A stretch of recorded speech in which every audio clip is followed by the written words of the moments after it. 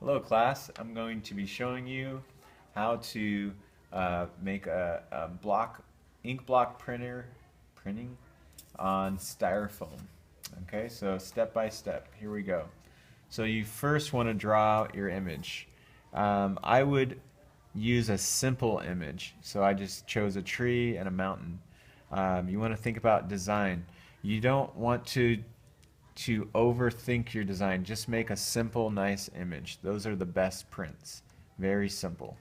Okay, after you create on a piece of paper using pencil, then you flip it over and you want to create a carbon copy of that to transfer onto your styrofoam. So what I've done here is I've gone over it. The more lead you have on there, the better.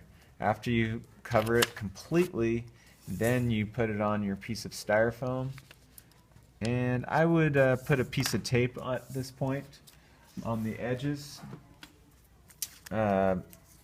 so you don't do what it's doing right now. You don't want it to move around. So I'd put one at the top and one at the bottom. Okay, you can tape that down to your table. Next is we are pushing the pencil down into the paper as well as it's going onto the styrofoam. Okay, for demonstration purposes I'll go very quickly, but you should take your time for this step. I'm pushing,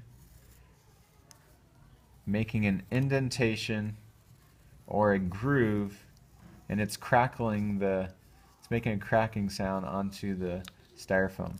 Now that I have it and it's all in place, now I can see what happened. So now you can see not only does the lead transfer, but also the indentation. And if you kind of turn it into the light, you can see what's happening there. Okay, a couple tools you can use. Now that we already have our outline, the areas that I pushed into, you have to remember that it's going to be white. Okay, it's going to turn white. So now if I want the background to be a little more textured, I would take one of these carving tools, and I'm just going to use the back of it to make some lines. This will create some texture. Again, every time I touch the styrofoam, it will turn white after I print it. Now I'm going to add some more details using a paper clip. Okay, I've bent the paper clip so it's straight. Now I can use it as a tool. I want to create some textures, so I'm gonna use it pretty quickly here. But again, take your time. You can do hatching, cross hatching, stippling to create textures. I'm creating a texture on the tree right now. Maybe a bird has come through here and made some grooves, or a woodpecker, and just any types of textures that you want to create. I'm creating a wood grain. Maybe I'll put a couple extra lines in the tree.